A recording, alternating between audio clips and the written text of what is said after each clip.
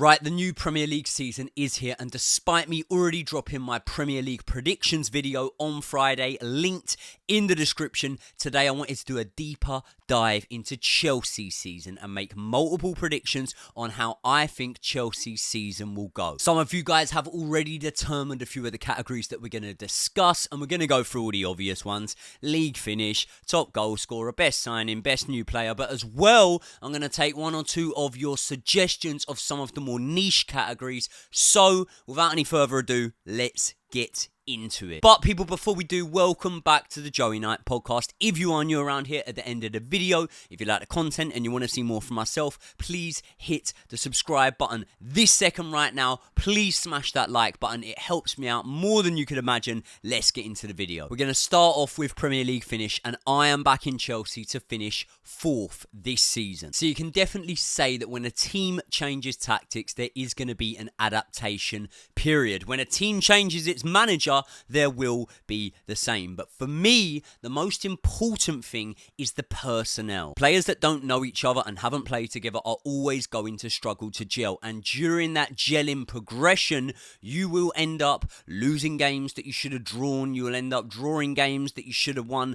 And you ultimately will have to go through the ups and downs. Probably most importantly, the downs, to grow together, to build relationships and bonds as a squad, and just to be able to work out how each other play, both systematically and working out your teammates' strengths and weaknesses. And I don't want to discredit any of the good work that Mauricio Pochettino did last season, but I do think you can very clearly see that from around the Christmas mark, we were very much on form, a Champions League spot worthy team. And I'm not saying that Pochettino didn't make any systematic changes throughout the season, because clearly he did, but there wasn't really wholesale changes. So if I was to put my neck on the line here, I would say that it maybe just took these boys 5-6 months to really gel together, to really understand each other. And then once the penny dropped and they did start to understand each other and they did start to form and bond those relationships,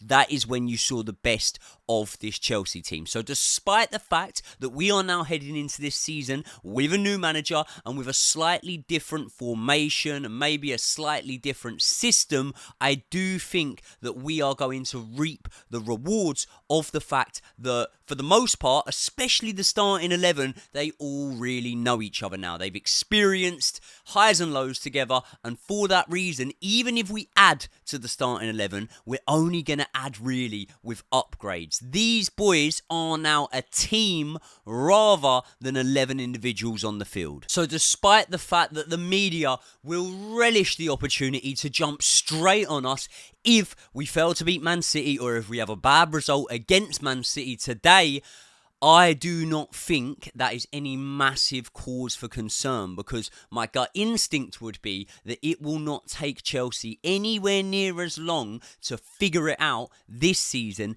as it did last season. And if you look back at last season, it was really the opening form that hurt us. If we had have won, 1-2 more games in that little opening period of the season, say for example the Bournemouth game that was a draw, if we had have won that game or a few others that could spring to mind, we would have finished in those Champions League spots. So I do think that under Enzo Maresca and with this squad of players that know each other, we'll win a few more games early on, and therefore I'm backing us to get a Champions League finish. But what about the European competition that Chelsea will be in this season, which is the Europa Conference League? Well, it doesn't take a genius to guess where I'm going with this one. We will win it. Listen, Chelsea are always good in European competition. We already know that. And when you look at this European competition, the standard really isn't going to be as tough as even the Europa League. I do believe that with every season, with the money that comes into football and therefore the quality really going down the table a little bit more in each domestic league, you will see more of an emphasis, more importance put on this competition. And I think that when you look at the winners and somewhat the participants in this competition, you can look at it and you can go, hold on, there are some really decent teams in there. However, when you look at the winners of this competition so far since it started, Roma, West Ham Olympiacos, you would fancy Chelsea, this version of Chelsea, by the way, in a final against all of those boys, wouldn't you? So I do think that we will win this competition. However, I also think we need to be in it to win it. There's no point doing what Tottenham did, for example, when they literally just forfeited it when they were in this competition. I want to be able to carry on singing "We've won it all" at Stamford Bridge, and if we go out of the Europa Conference League, then we haven't won it all, have we? So we need to be winning this competition, and I very much do think we will. Now, historically, we always do well in the domestic cups, but I do think that as optimistic as I am, it might be a little bit of a stretch for me to say we're going to be winning silverware on multiple fronts this season, as well as qualifying for the Champions League. So when it comes to the League Cup and the FA Cup, I'm going to be slightly more... Is it pessimistic? Realistic? Maybe I'm just trying to, bring the expectations levels down so I don't look like too much of an idiot. We made the League Cup final last time out. It wouldn't surprise me if we made the League Cup final or the FA Cup final, but I'd very much be happy with 4th spot and the Europa Conference League. So I'll put us as semi-finalists in both the League Cup and the FA Cup. Right, let's move on to top goal scorer, and it's an obvious one. For me, it's got to be Cole Palmer. But I will just say, right, there's so many categories here that I could just easily put Cole Palmer as the winner of each individual category. So what I'm going to do is I'm going to make sure that this is the one and only category that I choose our star boy Cole Palmer as the winner for. And he's the winner for obvious reason, isn't he? If you don't think he's the best player in the Premier League, you've surely got to have him in your top 3. If you're talking about creative players in the Premier League, I don't see many that you can really put ahead of Cole Palmer on form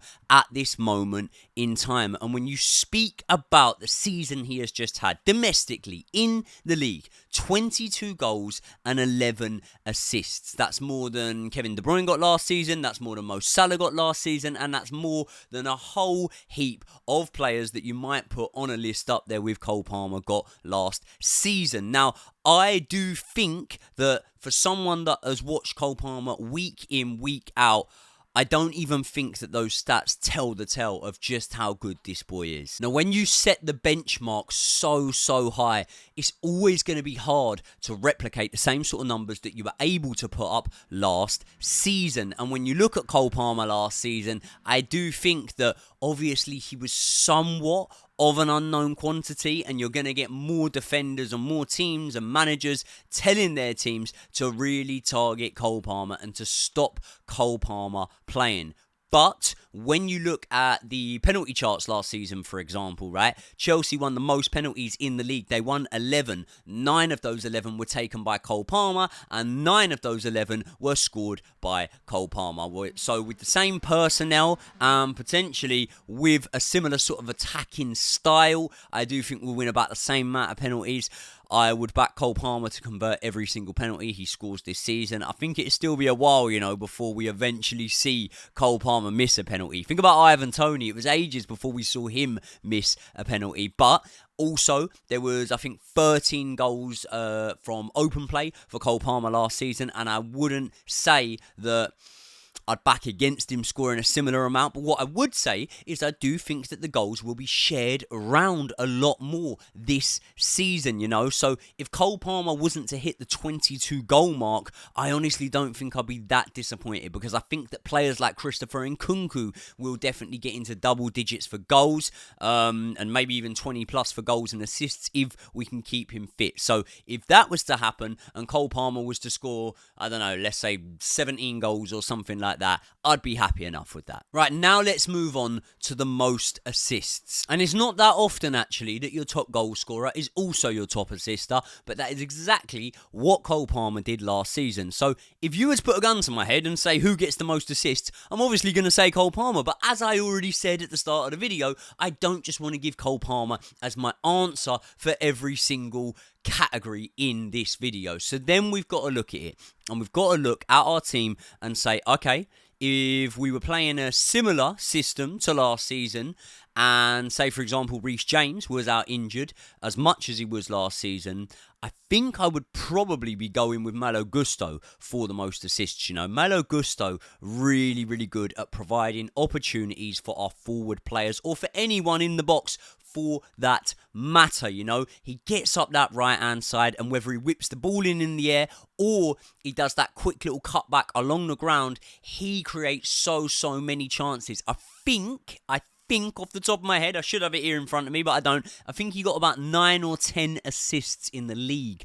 last season, which for a right back, that's really, really impressive. Now, if Malo Gusto wasn't to play, then maybe obviously he wouldn't be the one that gets the most assists, or if he wasn't to play the amount of minutes, I should say, because at the moment, I'm not certain whether we'll see him and Reece James in the same starting 11. And let's say, for example, despite being out for the first couple of games because of the red card he got late on last season, let's say that Reece James does start these matches, and let's say that Reece James is bombing up and down that wing. Now, that would contradict what we've seen in pre-season, because we haven't actually seen him do that. We've seen him play in a centre-back free, or we have seen him play in the inverted role in midfield. And I actually think from wide, that's where you're going to get the most out of Reece James. However, it has been apparent in pre-season that when Reece James is on the pitch, Reece James is our free kick taker, okay? And that doesn't only include him obviously taking direct shots from free kicks, that's whipping in balls and potentially getting balls onto the heads of some of our bigger lads in the box from free kicks. So you could look at Reece James there, and you could say if he has a less injury-ridden season, then it could possibly be him. Enzo Fernandez could also be the guy, especially if he was to play a little bit further forward. But when I look at Enzo Fernandez's game, I actually think he is probably more likely to be the man that makes the pass before the assist. So he might be top of the old assist chart. But there are also a couple of dark horses in there, aren't there? Because Kiernan Dewsbury-Hall boasted the most assists in the Championship for Leicester last season, and if he was a starter week in, week out, then I wouldn't put it past him being able to level up and translate that form into the Premier League. However, with the strength in depth that we have, I think for the league specifically, I don't know whether or not he will start week in, week out. I suppose we'll get a lot of our answers to that today, and we'll see if Enzo Maresca starts him against Manchester City. So, the man I'm going to go with is obviously a man that I do feel like if he is fit and available, he will start week in, week out. And that is actually a man that did not register a single assist for us last season. So it might seem a bit crazy to you guys that I'm going with this one, but I am going to put my neck on the line and go with Christopher Nkunku. If we can keep him fit, I've seen enough from him in pre-season to suggest that he will be one of our best and most important players this season. And we've also heard Enzo Maresca's words when he spoke about Christopher Nkunku potentially having a free role along that front line. Now, if he does have that free role, I can very much envision a lot of the time Nkunku being the final player to cut a ball back or to slip a ball through to whoever is advancing in the box, and therefore I do think he will get a lot of assists this season. Now, my next category is the surprise player of the season. Right, so this is going to be a player that there's hardly pandemonium about or real expectation of going into this Premier League season. And for that reason, there are two real options in this category for me. There is Renato Vega and there is Tosin Adarabioyo. Now, when you look at both of these boys, I do think that they both have real quality. And I think that the way I answer this question has ultimately got to be determined upon who has more of a chance of breaking into the first team. Now, we are hearing that the centre-back pairing that is going to start the season is going to be Wesley Fofana and it's going to be Levi Colwill. However, I do think that maybe Tosin Adarabioyo, just maybe, could be a better option in there for the moment than Wesley Fofana. But it's a tricky one, isn't it? Because Wesley Fofana's coming back from injury, and he could come back from injury and take a little while because he had a whole season out injured to get up to scratch. And it might not be against Manchester City, but on match day 3, 4 or 5, we might start seeing the old Wesley Fofana, who actually looked really good under Tuchel and Potter starter. But at the same time as that, we've also seen the likes of Amanda Broha, who was out long-term with injury, and we saw him come back, and I would say failed to impress a little bit. So I think that Tosin Adarabioyo's pathway might be a little bit more clear into the first team. Now, when you look at Renato Vega, obviously he can play centre-back, yep. But as a left-footed centre-back, I'd put Levi Colwill ahead of him. And then you could also say, well, he can play left-back and he can do the inverted role really well. So he can play left-back and he can also come into central defensive midfield. But there is a big question mark around that. And that question mark comes in the form of Marc Cucurella. Because Marc Cucurella at the moment is undroppable for me. Now, we'll wait to see what happens to Ben Chilwell and we'll speak about that. But I don't think that Renato Vega is going to get in there ahead of Marc Cucurella, especially not in the Premier League. Now, for example, if we're playing Thursdays and Sundays, because we will go deep into the Europa Conference League, I do think we'll see a fair bit of Renato Vega, but maybe not enough for him to really break in and become a guaranteed first-team starter, especially if Marc Cucurella keeps up that form. So if I can't see him getting in at left-back, then you got to look at the central defensive midfield options. And there has been a space opened up because Ugochukwu has obviously gone out on loan now. We'll speak about that. But I don't think I could put him in there ahead of the likes of Enzo Fernandez, Caicedo, Romeo Lavia. So from what we're seeing at the moment, I feel like the pathway and the opportunity to break into the first team is going to be easier for Tosin Adarabioyo when his competition is the likes of, let's say, Axel Disasi and Benoit Badiashile, who had hit and miss seasons last time out, and then maybe players that there's more uncertainty around. Whereas Renato Vega, his competition's Cucurella, and then the boys I've just named in midfield. So I think that I will go with Tosin Adarabioyo to be the surprise player of the season, and when you factor in that he came in on a free transfer, I don't think it's that mad to say that he could be, you know. Right, the next category is most important player. Now, let's just have it right here and be honest. Goals and assists win you games. So, once again, it's probably a Cole Palmer category, isn't it? But if I wasn't to go with Cole Palmer and I was to look at our new manager, Enzo Maresca, and what we've seen from him so far and what we feel he is going to want to play systematically, you know that he is going to want to invert one of the fullbacks. He tried it out with Reece James in pre-season, and I feel like in games where we were under less pressure, it did work really well because I do feel like Reece James is easily a good enough player to play in that midfield. However, in transition, if the ball gets cut out very, very quickly, and all of a sudden that inverted midfielder needs to get back to the fullback slot, I don't know whether Reece James is best suited to be able to do that. If you look at Malo Gusto, for example, again, we've seen him do it in pre-season. Somewhat surprised us because he's done it from the left-hand side in pre-season. But again, it's very, very clear to me that the easily most comfortable player with doing that is Marc Cucurella. He's scrappy, he's brave, he's bold, and he has now become a man. A man with an air of confidence about him. Marc Cucurella is now so important and integral to this Chelsea side. So I do believe that with his confidence through the roof as it is at the moment, Cucurella is a man that we will miss more than anyone if he comes out of the team. So let's say, for example, right, if Cole Palmer was to have a spell on the sidelines for 3-4 games, I'm not saying that it wouldn't hurt Chelsea Football Club. It would. We would miss him massively. But I think we could plaster over the cracks, and that might sound a little bit disrespectful, with any of the likes of Nkunku playing there, with Madueke playing there, maybe even Pedro Neto coming back over to the position he played last season for Wolves and playing there. However, when Cucurella comes out that team, and you want to play an inverted fullback, you're looking at Malo Gusto, Reece James, or maybe Renato Vega. Now, all of them could prove me wrong and could do it. And I don't think it'd be a case of proving me wrong because I rate all of these boys, but I just don't rate them as highly, not as footballers, as players that are able to play that role as I do Marc Cucurella. So for that reason, and for the fact that we feel that Enzo Maresca has shown already that the system he feels most comfortable and most confident in playing involves the inverted left back, I'm going to go with Marc Cucurella as our most important player. And if you said to me a year and a half ago that I would be saying that at the start of my pre-season predictions, I would say that you were mad, my friend. But clearly, it was me that knew fuck all about Marc Cucurella, because the redemption arc has been somewhat...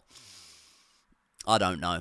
I don't even know the words. I'm lost for words. The redemption arc has been redemption arcing. And with that, we move on to one of the final categories that I came up with myself, and that is biggest letdown. Now, originally, as much as it might annoy some of you, I was going to put Ben Chilwell in here, because I don't think that Ben Chilwell is going to get many minutes in this Enzo Maresca team, you know. It's funny because when we talk about inverted left-backs, right, there was a game that I was at. It was the second leg against Middlesbrough in the League Cup. Was it the semi-final or the quarter-final? I think it could have even been the semi-final. And we'd been beat 1-0 away at the Riverside. And we took it back to Stamford Bridge. And Ben Chilwell came back into the team, into the starting 11 after a stint on the sidelines, as we always see from Ben Chilwell. And he actually kind of played that inverted left-back role. And he was the man of the match. He absolutely run the show. Came off the pitch, standing ovation. And I thought, brilliant. There we go. We might not have Reece back at the moment, but we've got Ben back. And we are going to see some real quality from Ben Chilwell. And then after that, it might sound harsh, but I didn't really see another good performance from him all season. And to be honest, he was fit for most of it, or at least available for most of it. And he had been well and truly displaced by Cucurella. And then when we saw him in pre-season, I'm not saying all of his contributions were bad, but a lot of the time, he left a lot to the imagination. So I was going to put Ben Chilwell here. But since then, Enzo Maresca has actually came out and said that Ben Chilwell may be best served going and looking for another club in which he can find minutes. And it sort of divided the fan base a little bit, because obviously we don't want to lose any of the guys that stuck around or were there, for the Champions League win. And if Ben Chilwell goes, then who have we actually got left? I think it's just Reece James at this point, because, you know, we know that Conor Gallagher and Trevor Chalobah are going to be moving on, and they didn't really play important roles in that Champions League campaign. Whereas obviously, Trevor Chalobah, I think he scored a goal in that Champions League campaign. But what I'm saying is Ben Chilwell started the final. But for me, personally, as much as I respect Ben Chilwell and love Ben Chilwell, I actually think it could be the right decision to move him on. So then I've got to scratch my head. And by the way, this is a really negative category, isn't it? I don't want to do a biggest letdown, because I hope that no one's a letdown. I hope that everyone's brilliant for Chelsea this season. But if I had to hedge my bets, again, long-term watchers of the channel, maybe even short-term watchers of the channel, I think you know where I'm going to go with this. I'm going to go with Mykhailo Mudryk, because I just have no confidence that this season he's going to push on and do any better than he did last season. And obviously, Mykhailo Mudryk is showing that he does have that confidence, because a lot of social media posts he's making, he's saying, you know, you've only seen 20% of me and you're going to see way more this season. And okay, I understand that. It's good. Let's have that attitude moving into the season. But talking a good game and playing a good game are two different things. So if I had to put my money on it, I would go Mykhailo Mudryk. But I very much hope I'm proven wrong here. Right, you lot sent in loads and loads of suggestions. But ultimately, I'd say 95% of the suggestions you sent in were already categories that I had come up with that I was going to cover. So I will read a few of them out. Starting off with a good childhood friend of mine, Sam Webb. He put in, he asked for top goal scoring striker. Striker, if we're on about strikers, it'll be Jackson. If we're on about forwards, then it'll probably be Cole Palmer, unless we go and bring Osimhen in. But points won versus the Big Six. So that's 12 games. 10 times 12 is 30. That's 36 points available. Oh, I haven't prepped on this one, but off the top of my head, oh, God. Let's say out of those 12, we can win. I'd be pretty happy, to win 6 of them 12. Because then you could maybe factor in, I don't know, you could maybe factor in 2 draws, that's 8, 4 losses. That'd be really good. Out of that 36, I'm going to go with 20 points. And I actually think that's really good. Is that being really pessimistic? 20 points? I don't know, man. I don't know. Right, moving on to... I don't really know how I'm going to pronounce his name. N.C. Tonneson, Tonneson. I don't know. Best Loney. Well, the best Loney is definitely going to be Leslie Ugochukwu. I think he improves that Southampton side massively. I think he is so crucial for that Southampton side, and they will be absolutely buzzing to get him in. Am I going to say, bearing in mind I predicted them to prop up the table and finish 20th, that he is going to be the difference between them going down and staying up? Well, if you look at last time out, when they were in the Premier League, Romeo Lavia wasn't the difference between them staying up and going down. So I don't think I can say that Leslie Ugochukwu will be, but I do think that Leslie Ugochukwu will absolutely shine at Southampton, and we won't see another Andre Santos to Nottingham Forest style loan in that one. Josh.S.19 has asked most reliable / best centre-back partnership, and he's congratulated me on the 100k. Thank you very much, Josh. Most reliable / best centre-back partnership is a really hard one to answer because we haven't yet seen a lot of them tried out together. We haven't seen Axel Disasi in pre-season, despite him having up and down form last season. Maybe he might have a better season this time out. If I'm going to put my money on it, which I've said a lot of times in this video, haven't I? It's my new ultimately. Everyone says I say ultimately all the time, but if I'm going to hedge my bets and put my money on it, I'm not going to go for a boring one. I'm going to go, if it's a 2, I'm going to go with Tosin Adarabioyo and Levi Colwill. And Johnny Hugh, I think I'm pronouncing that right, has writ best redemption arc. Now, if we're talking about redemption arcs, it's very obvious. Last season, the redemption arc was very clearly Mark Cucurella. So here's what we've got to think here. We can't just go redemption arc, Reece James, for example, because there isn't really a redemption to be made. It's just the fact that he was injured all season. So if we're going actual redemption arc, I think there's only really, 2 players that we can look at. We can look at Mudryk.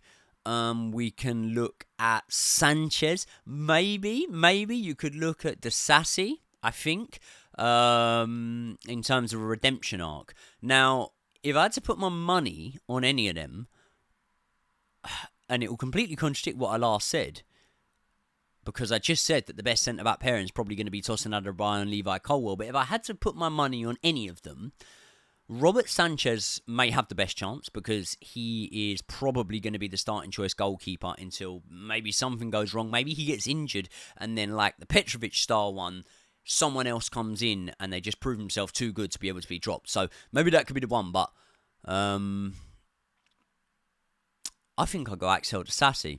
And purely on the fact that I'm going to make a Rudiger comparison here and say that Rudiger, in his first season for Chelsea Football Club, in my opinion, was shit. And people will hate me saying that, but don't hate me too much, because after that first season, he was absolutely levels. He was class. He was the man, Antonio Rudiger.